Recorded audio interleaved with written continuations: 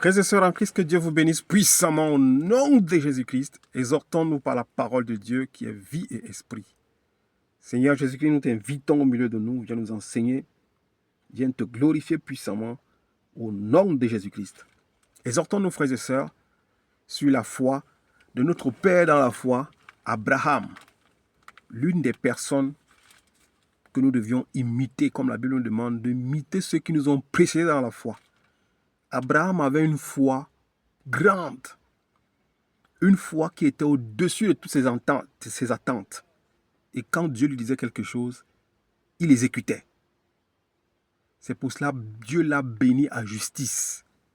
Parce que c'était un homme juste qui craignait Dieu et qui marchait selon la parole de Dieu.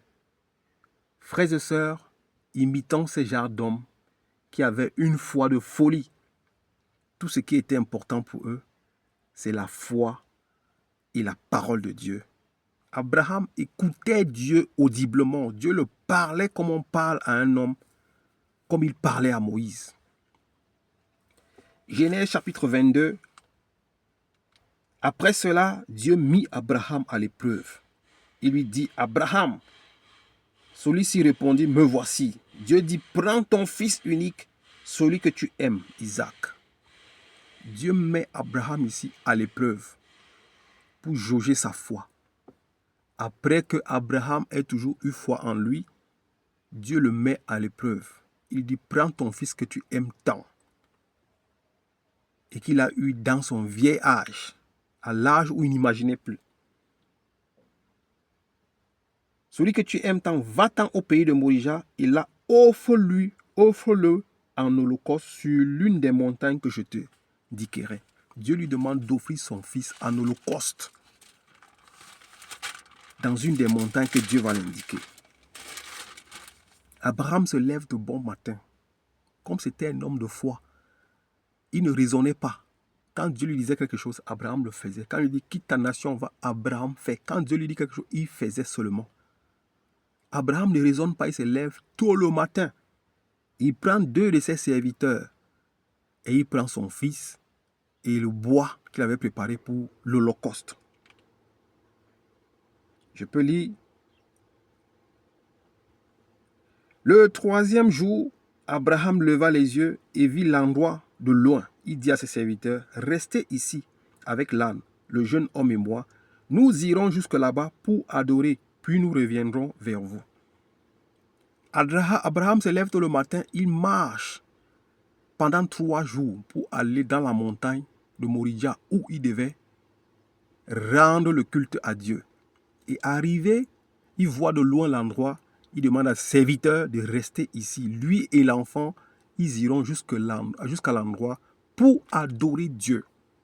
Pour Abraham, aller sacrifier son fils était un signe d'adoration pour Dieu. Et le sacrifice d'Abraham ici, pour sacrifier Isaac, précédait la mort du Christ à la croix.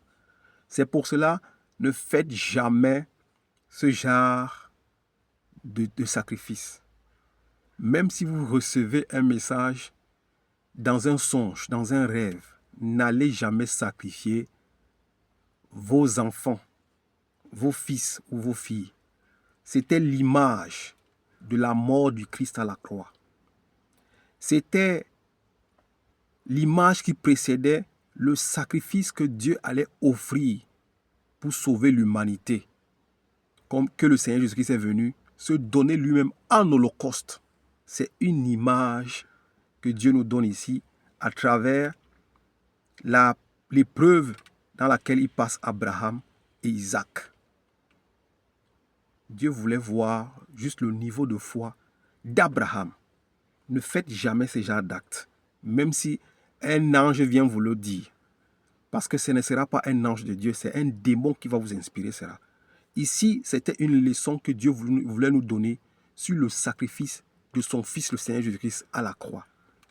Et une leçon sur la foi à laquelle nous devions obéir à Dieu quand il nous dit de faire des choses.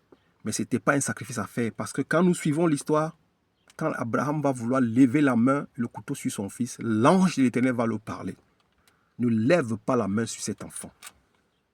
Je lis, Abraham prit le bois pour l'holocauste, le chargea sur son fils Isaac et porta lui-même le feu, le couteau, et ils marchaient tous les deux ensemble. Alors Isaac s'adressa à son père, Abraham disant, Mon père. Il répondit, Me voici mon fils. Isaac reprit, Voici le feu et le bois, mais où se trouve l'agneau pour l'holocauste? Isaac demande à son père ici, Ok, tu as dit que nous allons adorer Dieu. Nous avions le bois, nous avions le feu, mais où est l'agneau? Où est l'holocauste que nous allons livrer, que nous allons offrir à Dieu? Où est l'agneau pour l'holocauste? Abraham répondit, Mon fils, Dieu pourvoira lui-même à l'agneau pour l'holocauste. Abraham avait foi en Dieu. Il croyait que s'il allait offrir son fils à Dieu, Dieu allait ressusciter son fils. C'est pour ça qu'il certifia à son fils que Dieu va pourvoir à l'holocauste. Ce n'est pas ton problème, ce n'est pas mon problème. Allons seulement. Et ils continuaient à marcher tous les deux ensemble. Lorsqu'il fut arrivé à l'endroit que Dieu lui avait indiqué, Abraham y construisit un autel.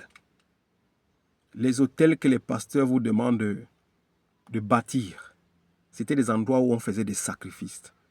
Comme Abraham arrive à l'endroit que Dieu l'avait indiqué, il construit un autel où il devait sacrifier son fils.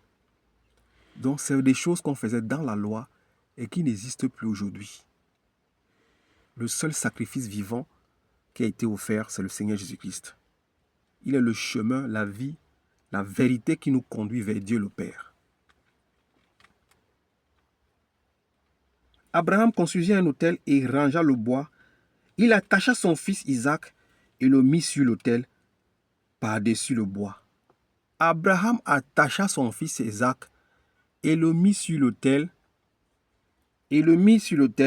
par-dessus le bois.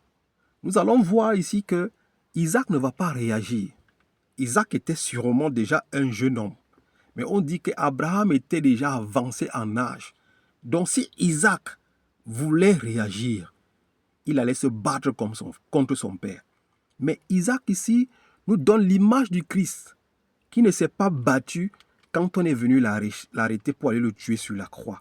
C'est pour ça que je disais, ce sacrifice précédait le sacrifice du Seigneur Jésus-Christ à la croix pour nous, pour acheter nos vies. C'est pour ça qu'ici, Isaac ne se bat pas contre son père pour se défendre. Il laisse son père se lier parce qu'il a foi à son père.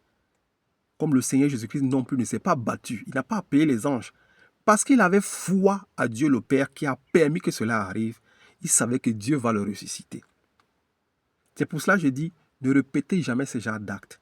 C'était la préfiguration des choses à venir. C'était une image sur le sacrifice du Christ à la croix. On dit ici, sur le bois par-dessus le bois. Puis Abraham tendit la main et prit le couteau pour égorger son fils. Alors l'ange, quand Abraham tend la main pour prendre le couteau pour égorger son fils, l'ange de l'Éternel va agir maintenant. Ça veut dire que si la mort de Christ sur la croix n'était pas le plan de Dieu, les anges allaient descendre pour anéantir toute personne qui était autour de Christ. Mais comme c'était le plan de Dieu, Dieu a laissé faire parce que c'était sa volonté. Mais ici, Dieu voulait juste voir jusqu'où Abraham pouvait aller avec lui dans la foi. Alors l'ange de l'Éternel appela depuis le ciel et dit, Abraham, Abraham. Il répondit, me voici.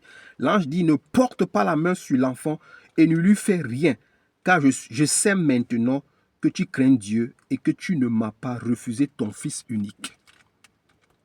Abraham n'a pas refusé à Dieu tout ce qui comptait pour lui, c'était son fils. Frères et sœurs, nous devions donner à Dieu ce qui compte le plus pour nous.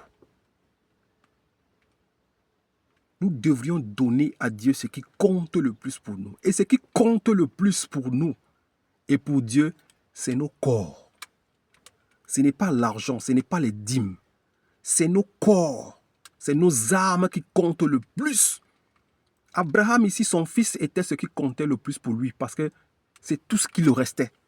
Mais nous, ce que Dieu attend de nous, le sacrifice qu'il attend de nous, c'est nos corps qui sont le véritable sacrifice. Nos âmes que Dieu attend en sacrifice.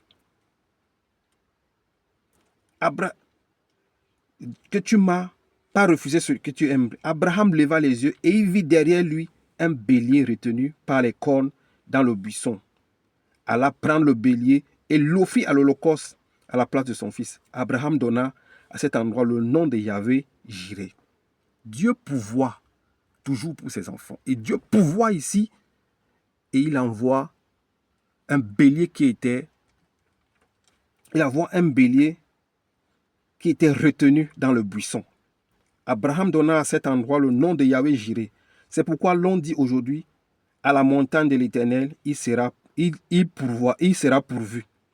L'ange de l'Éternel appela une deuxième fois Abraham depuis le ciel et dit, je le jure par moi-même, déclaration de l'Éternel, parce que tu as fait cela et que tu n'as pas refusé ton fils unique, je te bénirai et je te multiplierai ta descendance. Elle sera aussi nombreuse que les étoiles du ciel, pareille au sable qui est au bord de la mer. De plus, ta descendance possédera la ville et ses ennemis.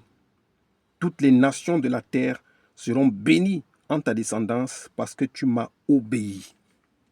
Ici, Dieu promet les bénédictions à Abraham à cause de l'obéissance.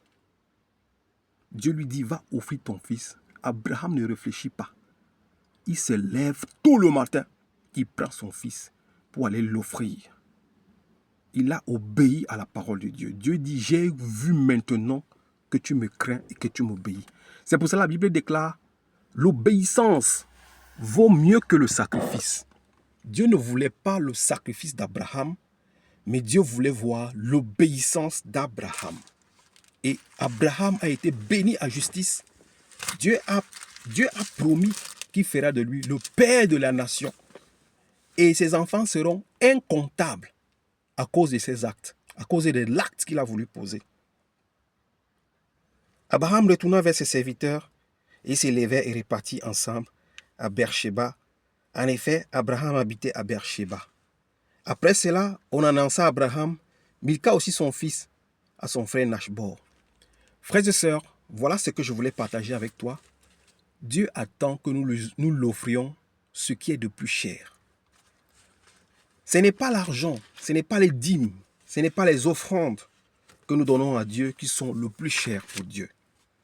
Mais ce qui est cher pour Dieu, c'est notre foi en lui, notre obéissance en lui et surtout nos corps dans lesquels nous le glorifions. Voilà les choses qui sont chères à Dieu. Ton âme, voilà ce que Dieu recherche. Abraham, par cet acte d'obéissance, a reçu les grâces, les bénédictions dans sa vie. Mais nous les chrétiens d'aujourd'hui, comme je disais avant, n'allez jamais offrir vos enfants parce que tu as reçu un songe ou quelqu'un t'a dit d'offrir ton fils ou ta fille. Ne faites jamais ça. J'ai dit, la loi était une préfiguration des choses à venir. C'était une image pour nous montrer l'obéissance du Christ à la croix, à sa mort, sans se battre, comme Isaac ne s'est pas battu. Ça représentait le sacrifice du Seigneur Jésus-Christ à la croix. C'est pour ça que quand Abraham a levé la main, l'ange de l'Éternel a intervenu. Il lui a dit, je crois maintenant que tu me crains. Et Abraham a été béni à justice. Nous, les chrétiens d'aujourd'hui, qu'est-ce que nous devions offrir à Dieu pour que nous soyons bénis à justice? Allons dans Romains chapitre 12, verset 1. La Bible déclare, je lis au nom de Jésus-Christ, « Je vous encourage donc, frères et sœurs, par les compassions de Dieu, à offrir votre corps comme un sacrifice vivant, saint et agréable à Dieu. Ce sera de votre part un culte raisonnable. » Abraham a voulu offrir son fils en sacrifice selon l'épreuve. Et Dieu a vu la foi d'Abraham qui a obéi. Comme la Bible le dit, l'obéissance vaut mieux que le sacrifice. Dieu a préféré l'obéissance d'Abraham et non son sacrifice. Mais nous aujourd'hui, ce que Dieu nous demande, c'est d'obéir à sa parole et de l'offrir ce qui est de plus cher pour nous. Ce n'est pas les voitures, ce n'est pas les maisons que nous donnons aux hommes de Dieu, ce n'est pas les voitures que nous les achetons, ce n'est pas les dîmes, ce n'est pas les constructions des temples, mais c'est nos corps. dans lequel Dieu se glorifie. Car la Bible déclare, nous sommes le temple de Dieu. Romains chapitre 12 nous dit, je vous encourage donc, frères et sœurs, par les compassions de Dieu, à offrir votre corps comme un sacrifice vivant, saint, agréable à Dieu. Ce sera de votre part un culte raisonnable. Frères et sœurs, si tu veux offrir un culte à Dieu qui est raisonnable, si tu veux que Dieu se glorifie dans le ciel, qu'il y ait la danse au ciel pour Dieu, pour toi, tu dois glorifier Dieu dans ton corps. Que ton corps soit un sacrifice. Que ton corps soit un sacrifice vivant, saint, agréable à Dieu, un sacrifice qui est raisonnable. Cela sera de votre part un culte raisonnable. Frères et sœurs, ne nous conformons pas à ce monde actuel, mais cherchons à être agréables à Dieu. Voilà un culte raisonnable que tout chrétien aujourd'hui doit offrir à Dieu. Son âme, son corps, sa chair, son esprit, son être tout entier. Afin que nous soyons comme des parfums de bonne odeur devant Dieu. Que Dieu vous bénisse au nom de Jésus-Christ. Amen.